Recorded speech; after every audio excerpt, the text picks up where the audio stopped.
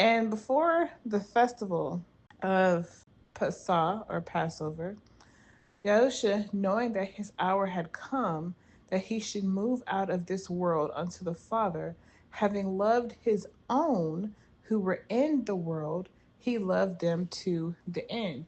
And that must have really also been hard for him, and why he asked, Yahuwah to, if it is in his will to let this cup pass from him, because he loved them. He loved those who have followed him, not just the disciples. Yes, he probably loved them more, but he had so many followers that he loved. And so he, was like, I have to leave them. I have to leave them. And then it says, and supper taking place, the devil having already put it into the heart of Yehuda from Kerioth, son of Shimon, to deliver him up. Yahusha, knowing that the Father had given all into his hands, and that he had come from Elohim and was going to Elohim. So he had done all that he was supposed to do. Now the final chess pieces are being put into place. He rose from supper and laid aside his garments. And I had to read another translation because I know garments means clothing, but I was like, I know he didn't take his clothes off. So in the CSB version, it says that his outer garments, so his outer clothing. And I'm just like, how layered were they?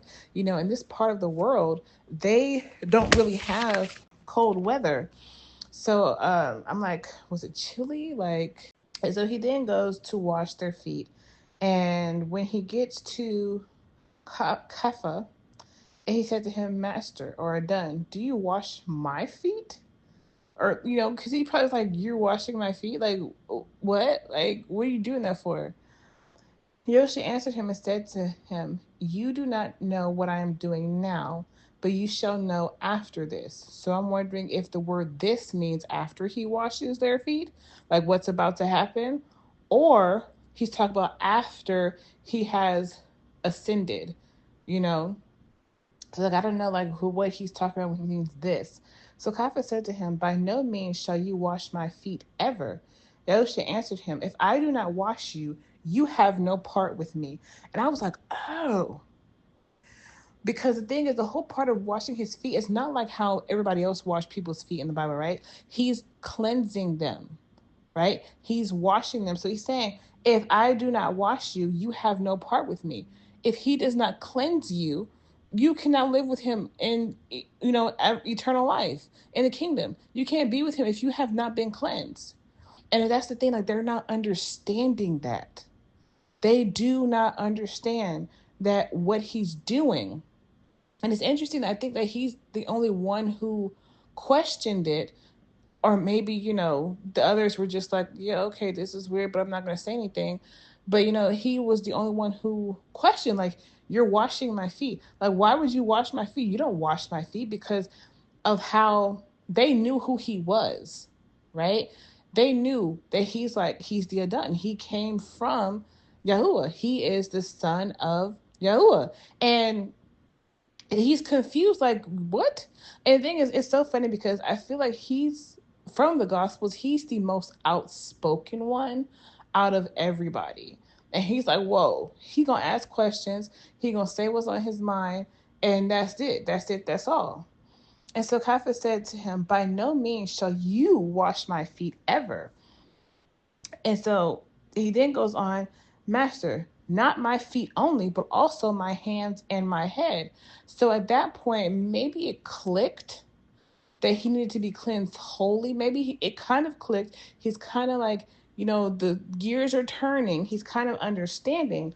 But Elisha said to him, he who has had a bath does not need to wash except his feet, but is clean altogether. So during this time, when they were walking outside, they wore sandals, like open-toed sandals, right? They had straps on them. So of course their feet were always dirty. So when they would come into someone's house washing their feet, yes, it was a sign of like respect and reverence, but it was also like, you've been outside. Let me wash your feet. You have dust on them, you have dirt, what have you, but the rest of your body, of course, is, clean.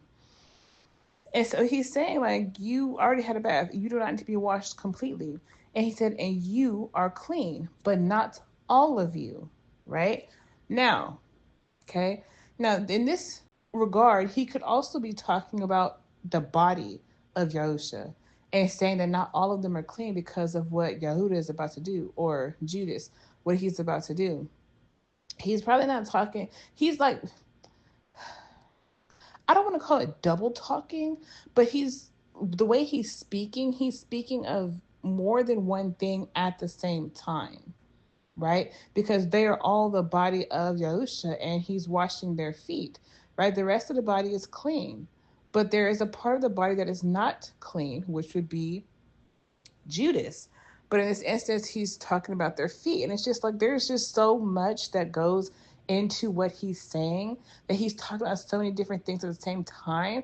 It's like you have to grasp all like concepts, all concepts of what he's saying, right? For he knew who would deliver him up. So he said, "You are not all clean."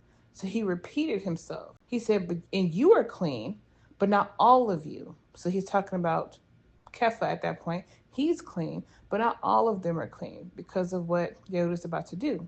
So when he had washed their feet and taken his garments, so his outer garments that he took off, I guess he put them back on and sat down again. He said to them, "Do you know what I have done to you?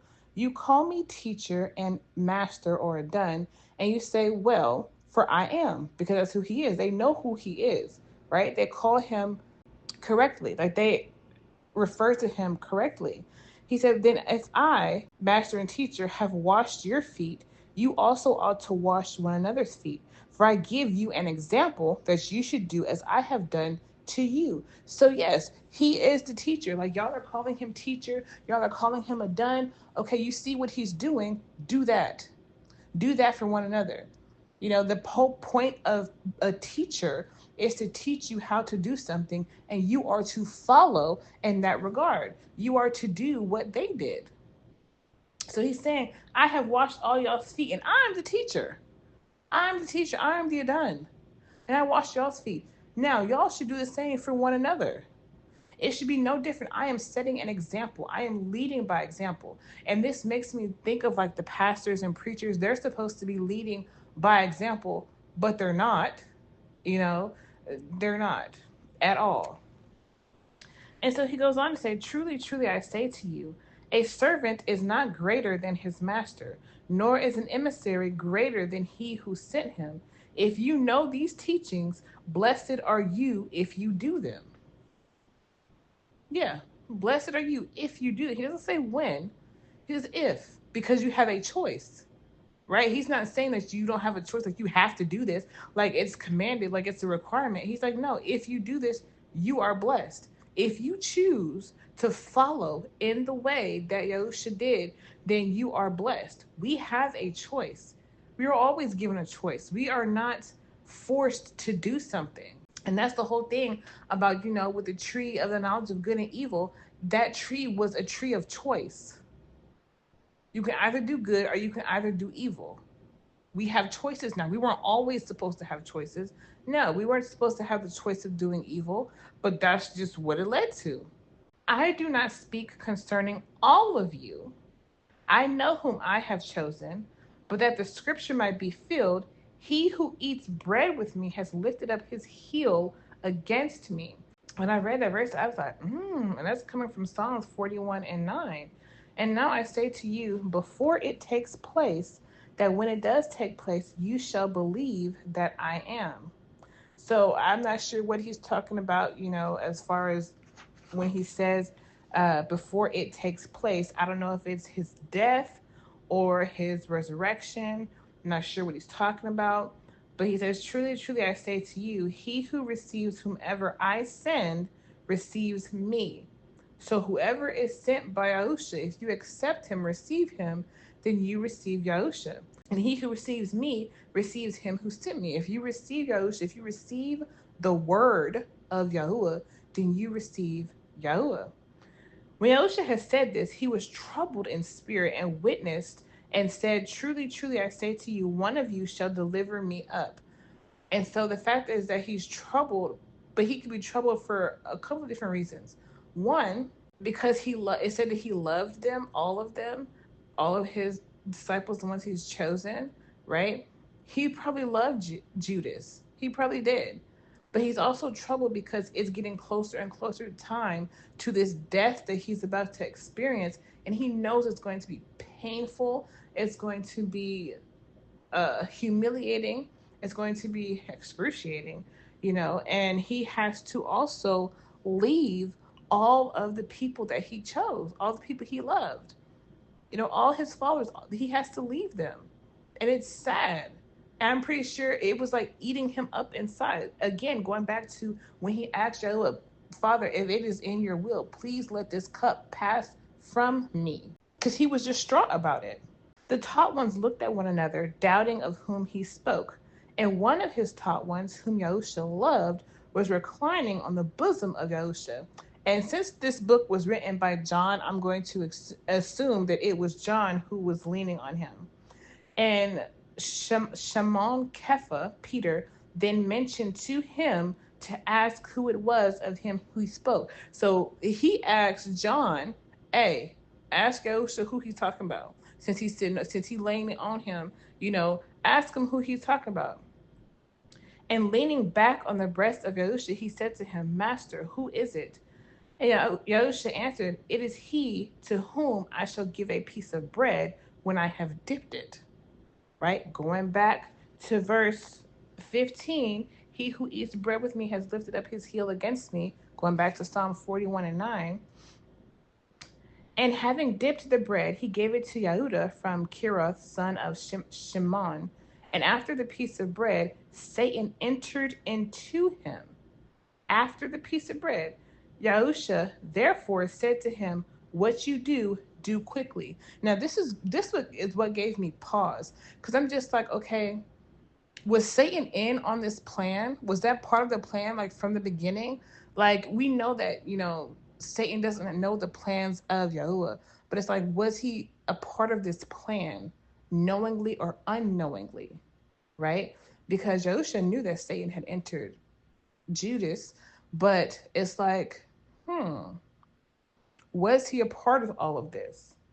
It made me question that, because I was like, wait a minute, did he know what was going on? Did he know he was part of the plan, or he just, happened to show up?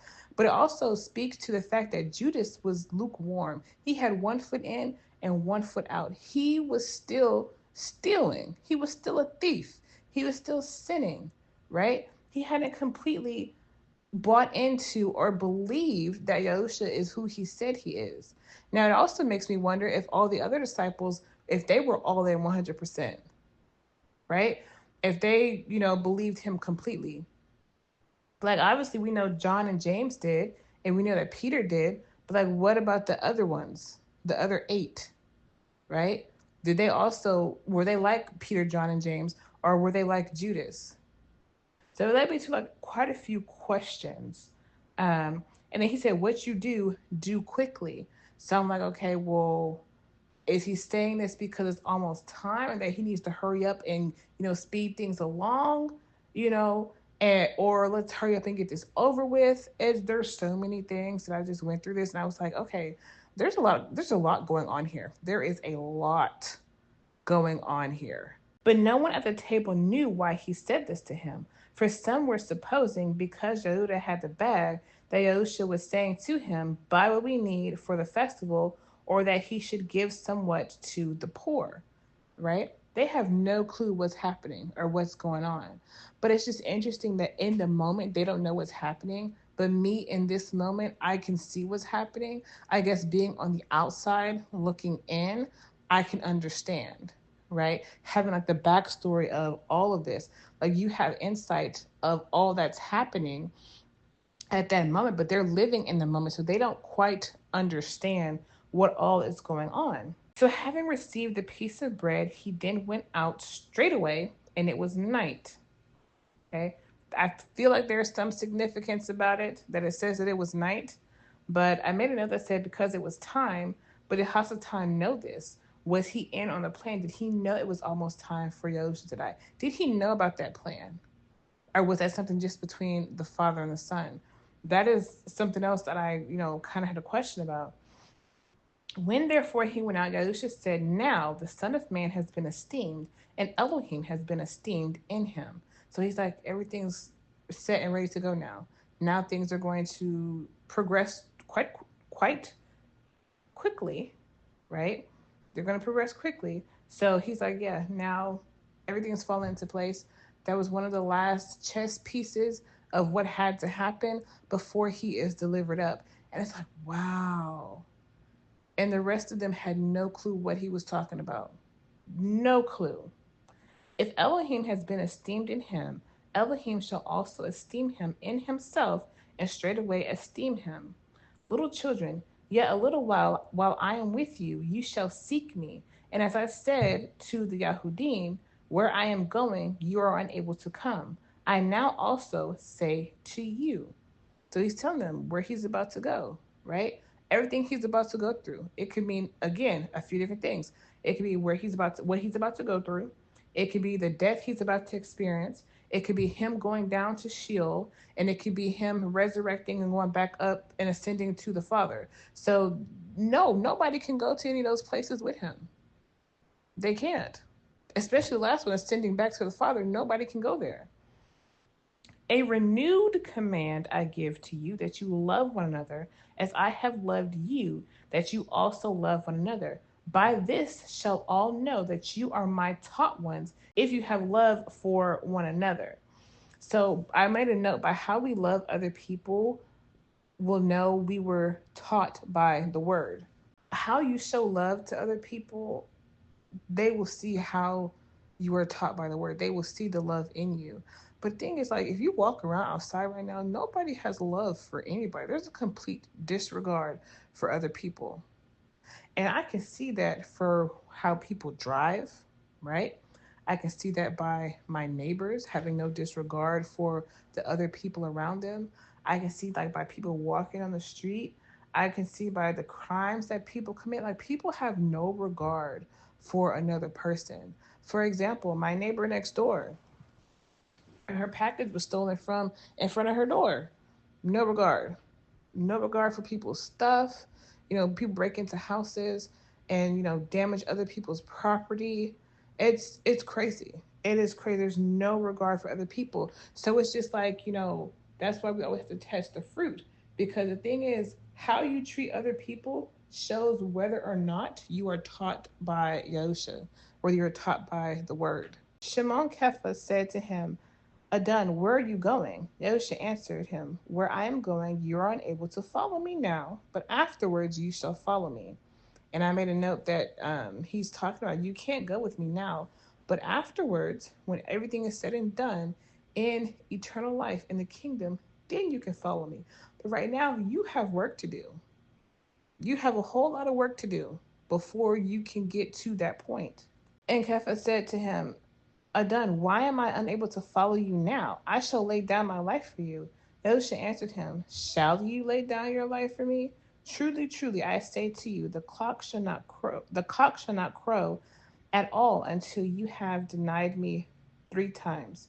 Now, I made a note here because I'm wondering if Kefa actually really would have laid down his life for Yahusha, and Yahusha made it to where he had no choice but to deny him 3 times, and then for like the rooster to crow.